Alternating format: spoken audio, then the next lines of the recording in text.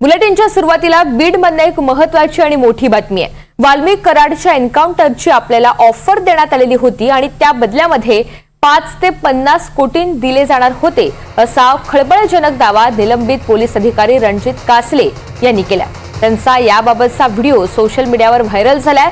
रणजित कासले हे बीडच्या सायबर विभागामध्ये पोलीस निरीक्षक होते।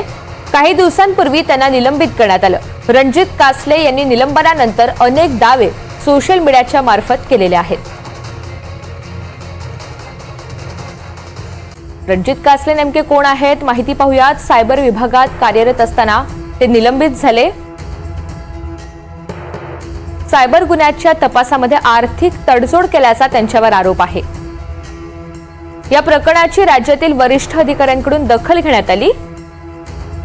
त्यानंतर चौकशीमध्ये दोषी असल्याची पुष्टी झाल्यानंतर निलंबनाची कारवाई झाली। निलंबन झाल्यानंतर सोशल मीडियावरून त्यांनी अनेक दावे केले। वाल्मिक कराडचा एन्काउंटरची ऑफर दिल्याचा दावाही त्यातनं करण्यात आलाय।